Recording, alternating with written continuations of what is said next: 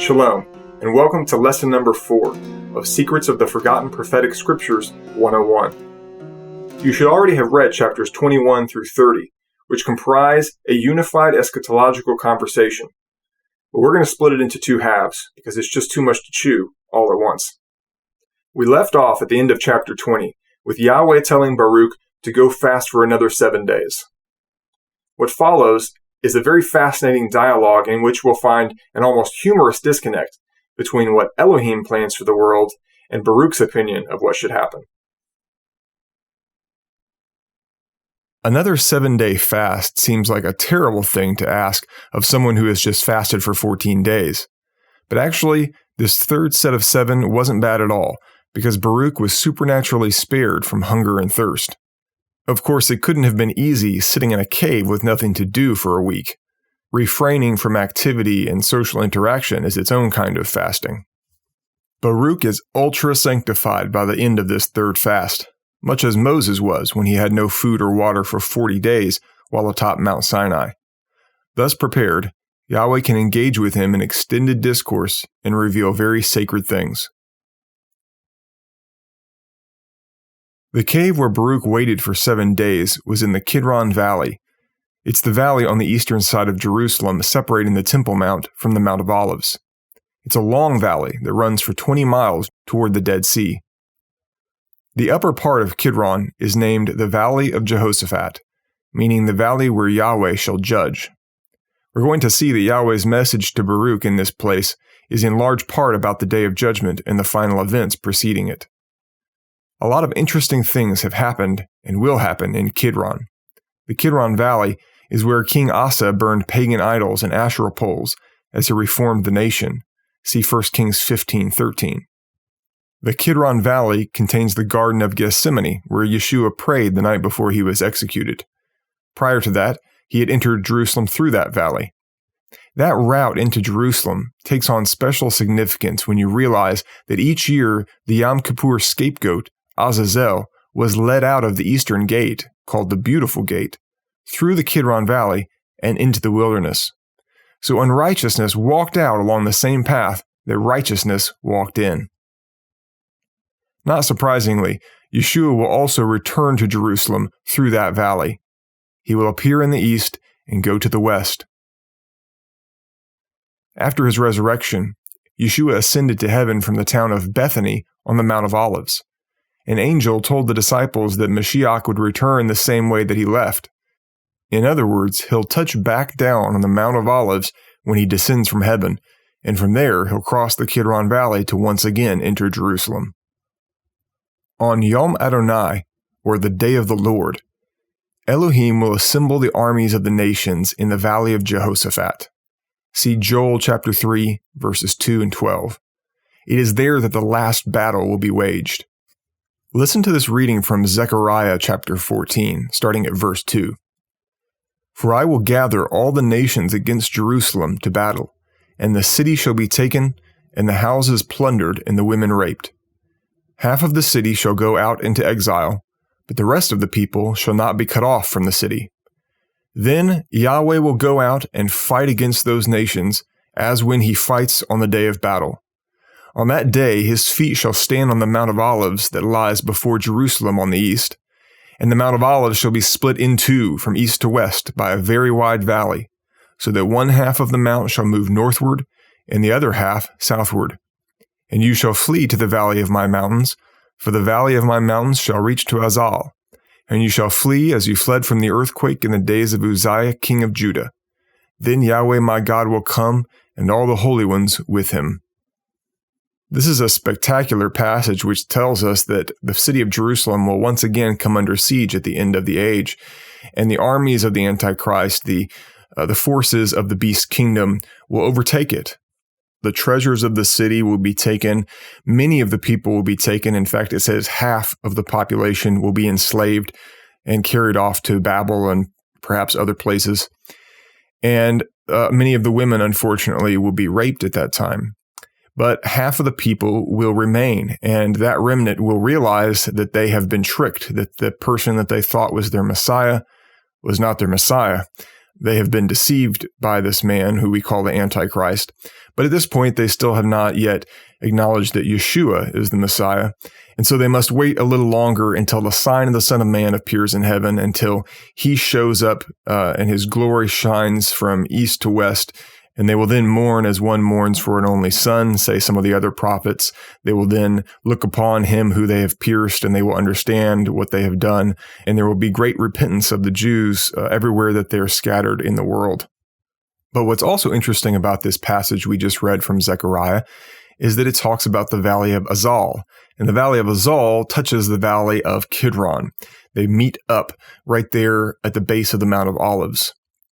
Well, the passage that we read was translated from the Masoretic text, which is what nearly all Bibles use for the Old Testament.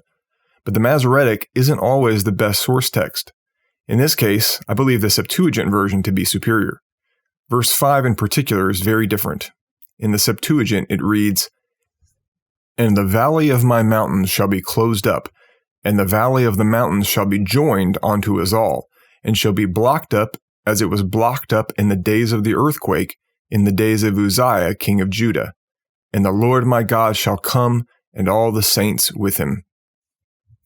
The Septuagint is telling us that when Yeshua steps down onto the Mount of Olives, and it splits in half from east to west, then the southern half of the mountain will collapse southward and fill up the valley of Azal in an amped-up repeat of what happened during the day of Uzziah.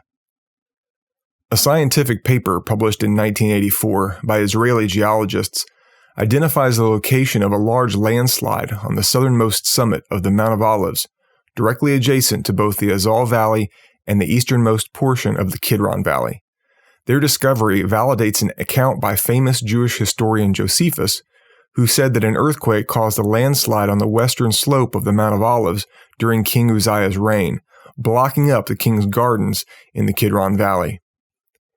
The fact that Azal is directly south of both Old Jerusalem and the Mount of Olives makes the Masoretic version of Zechariah 14:5 physically impossible, since it claims that Azal is situated east of the Mount of Olives.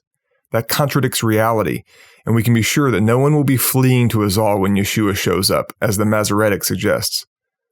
Yeshua HaMashiach is going to show up with the armies of heaven and the saints and clean house for the Israelites, and none of them will have to flee. At sunset on the seventh day of the fast, Baruch begins to praise and address Elohim. He acknowledges that it is the very maker of heaven and earth to whom he speaks. This Elohim of Israel is responsible for fixing the firmament with a word and permanently setting the height of the heavens by his Ruach. Your translation probably says heaven in the singular, but in Hebrew the word is always plural, heavens, Shemayim. I'm not a flat earther, but I also don't buy into the modern astronomical model, which presents the space around Earth as a limitless void, with other star systems being thousands and millions of light years away. Genesis chapter 1 says that Elohim separated the waters below from the waters above by a firmament. That word in Hebrew is rakia, and it means a hard, hammered-out surface akin to a bronze shield or a silver mirror. There is a hard surface surrounding us at some distance, and it surely isn't countless light years away. Baruch says that this rakia is fixed or firmly in its place, which I don't think precludes the possibility that it's revolving, but it does mean that it isn't shifting around relative to the position of the earth. And Baruch says that the height of the Shamayim, the heavens, which is the space between us and the rakia, as well as the space outside of the rakia, the height of these heavens are set as a constant, and it is not variable. No modern astronomer would describe outer space in that fashion. Do with that information what you will. Baruch says of Yahweh that he sees future things as if they are present. The Maker exists outside of the timeline. Isn't that awesome? Elohim rules, Baruch says in 21:6, with great or profound thought concerning each member of the hosts that gather before his throne. These innumerable holy beings are made of fire. Angels are not dainty little blonde ladies or cute little chubby angels with wings. The immortal spirits are flaming creatures. Many times in the Bible, when an angel shows up, it is described as being fiery or like molten metal and bright. This is not always the case, because they do appear like regular men sometimes, but that's only when they're on Earth on a mission involving humans. The book of 1 Enoch addresses this topic in chapter 17, verse 1, which says, "They raised me up into a certain place where they, the angels, were like the appearance of a burning fire, and when they pleased, they assumed the likeness of men." So hopefully that clears up any misconceptions that we might have about the likeness of angels. Then Baruch says something odd, which is that Elohim rules the heavenly host with indignation. This word, indignation, seems like a poor translation. I can't see biblical support for the idea that Abba rules indignantly, only that he is indignant with sin. He is strict with the angels, yes, because they have such a great revelation and are so close to Yahweh. But indignant? No. I think either this is badly translated, or else Baruch is a little incorrect in his perception of Yahweh. Remember, this is Baruch's prayer, not a divine word being recited by Yahweh, so it could contain inaccuracies. Baruch goes on to praise other traits of Elohim, including the fact that he has numbered the drops of rain. How awesome! Have you stopped to consider the indescribable transcendence of the Most High, his unfathomable omniscience? Yeshua said that our every hair is numbered. King Solomon said that the lot is cast in the lap, but its every decision is from Adonai. It's incredible to think about this kind of absolute sovereignty. Mighty prayer begins with the recognition of God's excellence. It begins with words of worship that arise from a deep place of awe. Adonai doesn't need praise from us, but it's the proper response to seeing something awesome. When we acknowledge the wonders of the Maker, we open ourselves up to his Ruach in a mysterious and powerful way. By the time we reach verse 13, Baruch has shifted the focus of his prayer to the destiny of mortals. If this brief life, subject to sorrows and entropy, was all that was given to us, he thinks, then it would be the greatest tragedy imaginable. Without the possibility of redemption and unending life, it's just cruelty. What's the point of a painful mortal life? There has to be a moment at which everything wrong with the world is addressed and set right. Otherwise, life is vain. Earlier in life, before I decided to trust the Bible, I struggled a lot with this very line of thinking. For better or for worse, I was always a deep thinker, not content to stay on the surface, but compelled to know what's at the bottom of things. And through honest analysis of life, I came to a juncture where I realized that there were only two legitimate worldviews that I could embrace: either utter hedonism under the premise of transience, or sober forbearance under the premise of permanence. If life does not continue beyond the grave, then everything will be forgotten. If people have no consciousness after they die, then all the joy and all of the pain in the world will just vanish along with people's consciousness. And as the scientific worldview tries to tell us, everything will eventually dissipate and be gone. Not only will this entire world end because it will wear out because of entropy, not only will the sun explode and destroy our solar system, but every star in the universe will eventually die, leaving nothing but an endless sea of space dust. If that's truly the end of things, then why bother living any particular way now? Why not live the most selfish and pleasurable life possible, because it doesn't really matter? Even if it affects other generations, they're all eventually going to die. They're not going to remember their pain or their joy. So what does it matter how we live? There is no reason to live a moral life or an ethical life. In fact, those concepts are short-term concepts only that deal with our societies here on earth, but those societies will be gone. So why would I not live as a hedonist? Why would I not maximize my pleasure, even at the expense of others? Because it won't matter. There's no accountability. There's no judgment to have to deal with later. You see, that's the end result of atheism. And I almost went on that path. I almost became a terrible criminal because what does it matter? But the other possibility is that there is a judgment. There is accountability. And if that's the case, then everything we do matters. All of our short-term decisions have long-term implications. You either have to choose that path or the former path. There's really no in-between that is honest. In chapter 21, verses 11 through 18, Baruch acknowledges that everything hinges on the future consummation of the age. Without that, everything is meaningless. So now he desires to understand, verse 19, how long the world of mortals will be allowed to prosper, and the creation be polluted before Elohim finally steps in to stop the madness. Please don't let it be long before you bring things to a close, Baruch petitions in verse 20, because the wicked imagine that your long suffering is weakness. They don't take things seriously because they don't see you intervene in the affairs of this world. As Peter said, mockers will come out in droves in the last days. He implores us, above all, you must understand that in the last days scoffers will come, scoffing and following their own evil desires. They will say, where is this coming that he promised? Ever since our ancestors died, everything goes on as it has since the beginning of creation.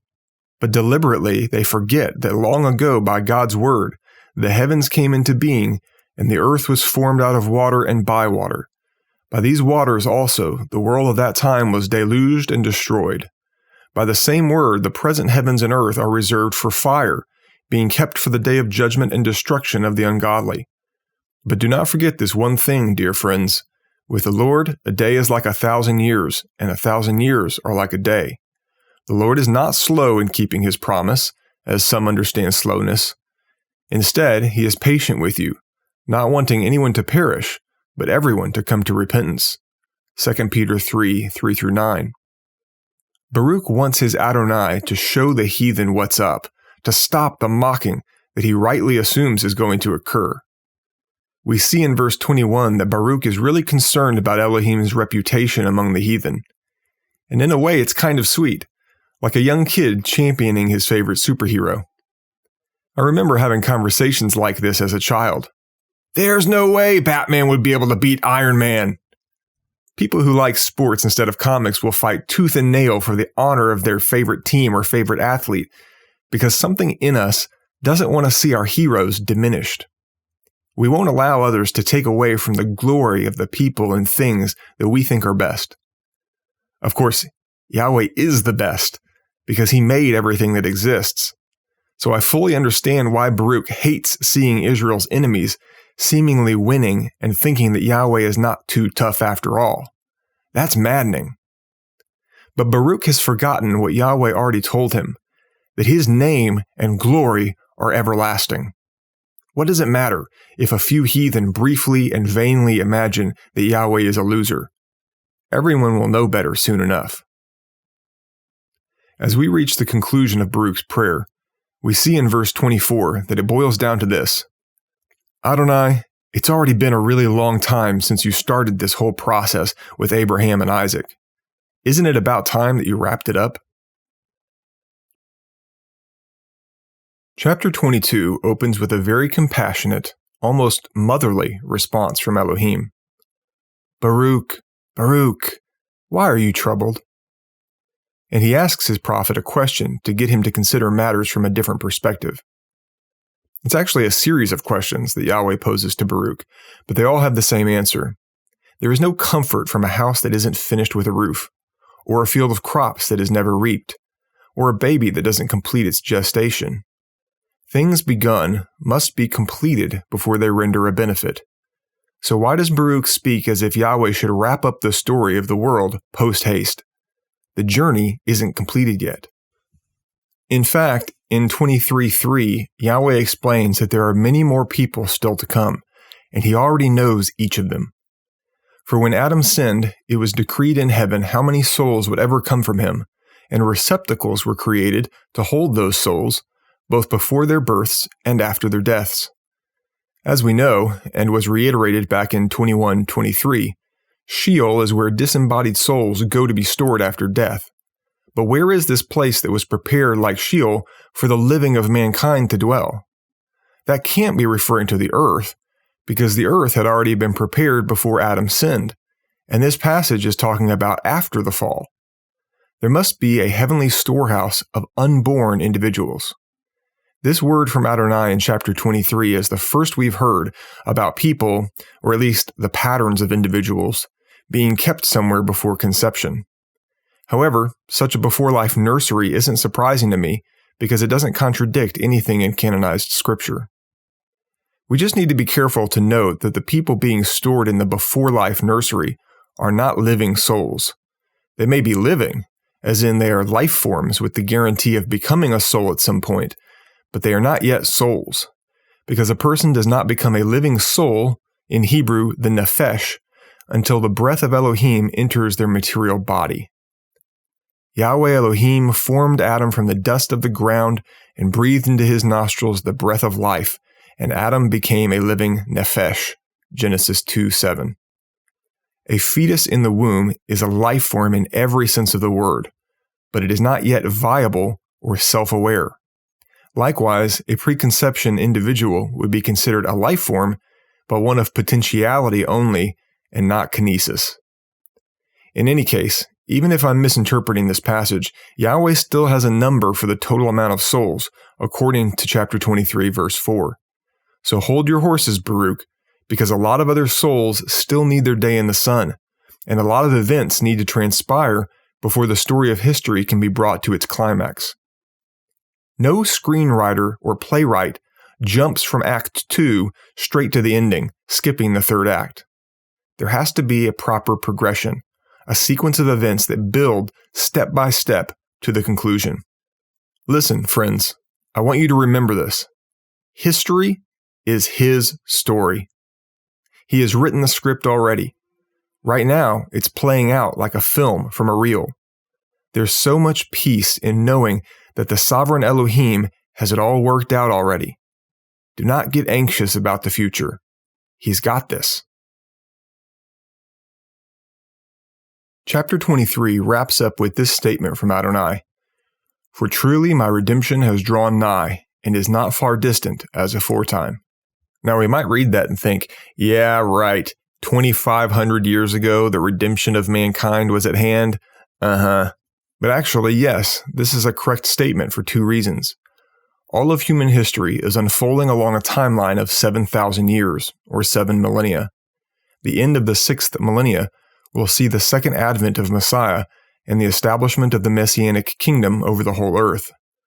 So there are 6,000 years between the fall and the restoration of life on earth. Baruch's present day was more than halfway along that timeline. Additionally, the first phase of redemption was set to occur at the end of the 4th millennium with Messiah's sacrifice at Calvary, and that was only 6 centuries away from Baruch's day. So it was near at hand. Chapter 24 opens with an emphatic imperative. Behold, look here, pay attention. Yahweh decrees that the days of the finale will come, and the books will be opened that contain the record of all the deeds of mankind, and the rewards stored up in heaven will be distributed to the righteous. Is this not what Daniel and John and Yeshua also told us? The same Ruach has spoken to them all. 24:2 says that at that time when the books are opened, everyone is going to see just how terrible mankind has been and how patient Yahweh has been towards the generations of Adam. Even a righteous man like Baruch has little idea just how much the world has sinned against Yahweh and his kingdom. What a day that's going to be. Let's bear copious good fruit, brothers and sisters, so that when the books and treasuries are opened, we find that we've earned vast riches. I'm not sure Baruch knows what to make of all of this because his response is, yes, but... Really, Baruch? That's what you're going to go with? You should probably hush up or praise Adonai and leave it at that. Quit while you're ahead. Instead, he wants to know when this judgment will happen and what will befall Israel's enemies in the meantime. Rather than shaking his head at Baruch, which is probably what I would have done, Adonai comforts him with a promise that the prophet will be preserved for the end of days. This is the second time in our study that we've heard mention of Baruch surviving until the consummation. So let's talk now about the two witnesses. And I will empower my 2 witnesses, and they will prophesy for 1,260 days, clothed in sackcloth. These witnesses are the 2 olive trees and the 2 lampstands that stand before the Lord of the earth. Revelation 11, 3-4. The Bible always interprets itself. It wouldn't bother telling us that the 2 witnesses of the last days are lampstands and olive trees that stand at the throne of Elohim if that symbolism didn't show up elsewhere in Scripture. Both the olive tree and the lampstand show up together in one of Zechariah's visions. We read, "Then I asked him, 'What are these 2 olive trees on the right side of the lampstand and on the left side of it?' I asked him the second time, 'What are these 2 olive branches which are beside the 2 golden spouts that pour the golden oil out of themselves?' He answered me, 'Don't you know what these are?' I said, 'No, my lord.' Then he said, 'These are the 2 anointed ones who stand by the Lord of the whole earth.'" Zechariah 4, 11-14. In this instance, it seems that the menorah is Yeshua, but the olive trees on either side are 2 anointed individuals. Don't let that bother you because Messiah is the main lamp, but his people are secondary lamps. The fact that these 2 anointed men standing beside Adonai in heaven are olive trees corresponds exactly to John's description of the 2 witnesses, meaning that these men were already present in the throne room centuries before Yeshua's incarnation. Some people have imagined that the 2 witnesses will be people of the last generation, but the Ruach is using connected imagery between John and Zechariah's visions to teach us otherwise. Both the book of Genesis and the book of 1 Enoch tell us that the prophet Enoch, Noah's grandfather, was taken to heaven and remained there. This presents us with a conundrum because there are scriptures which teach unequivocally that every sinner must undergo death. Paul put it very bluntly in his letter to the Romans, "For the wages of sin is death," Romans 6:23. And Ezekiel likewise, "The soul who sins shall die," Ezekiel 18:4. Even the holiest of prophets broke some of Yahweh's laws during their lives, and their bodies must die as a result. How, then, could one or more of them be removed from the earth before perishing? The solution, as I and other theologians see it, is that anyone taken into heaven must return and die. The 2 nameless witnesses of Revelation 11 are most likely 2 men who had their deaths delayed by being translated to the 3rd heaven. Because of the supernatural powers granted to them when they return to the earth, no one will be able to harm them. Nevertheless, they will perish at the hands of the Antichrist. See Revelation 11:7, because the wages of sin must be paid. And not paid twice. These could not have been men who had already died hundreds of years ago and then are later resurrected only to die again. That would be double jeopardy. If Enoch is one of these men who were translated to heaven before death, who is the other? Most theologians would say Elijah, and I used to believe that as well. After all, wasn't he taken into heaven by a whirlwind? 2 Kings 2:11. Then someone showed me that Elijah wrote a letter to King Jehoram years after he had been taken up in a whirlwind. You'll find that in 2 Chronicles 21:12. That simple fact eviscerated my theory. Also, 50 men asked Elisha if they could search for Elijah, implying that they believed that the prophet was still somewhere on the earth and could theoretically be located. Elisha did not correct them and say something like, "Don't waste your time, boys, he's with Elohim now." He eventually gave them permission to go look, although he was adamant that it wouldn't prosper because Elijah's career was over. Yahweh had retired him and raised up Elisha in his place. The Hebrew term, which we translate into English as heaven, does not always mean the spiritual realm where Yahweh lives. It can also mean the sky. It could be that Elijah was taken to the 3rd heaven temporarily, or it could be that he was transported by air to some other place, much like Philip was after he spoke to the Ethiopian eunuch. See Acts 8:26-40. Elijah probably died and was buried some years later.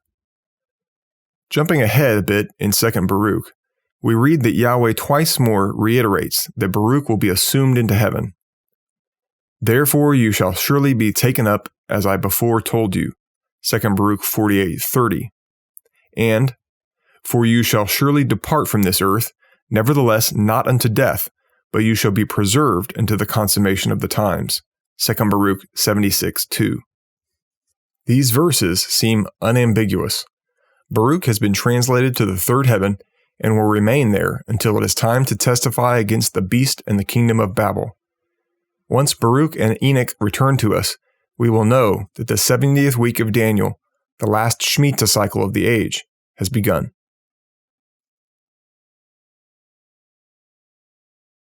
As we part ways for right now, don't forget, history is his story.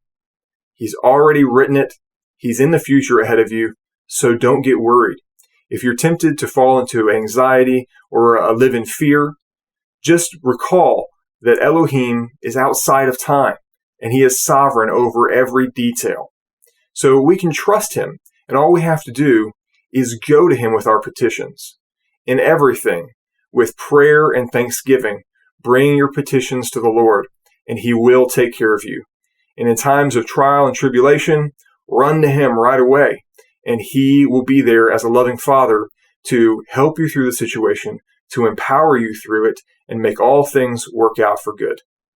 There's no assignment for next time because you've already read the chapters and hopefully the other verses that I assigned. But if you haven't read the verses from those other scriptures, please do that or refresh yourself on those. And that's all that you need to do. So I'll see you next time.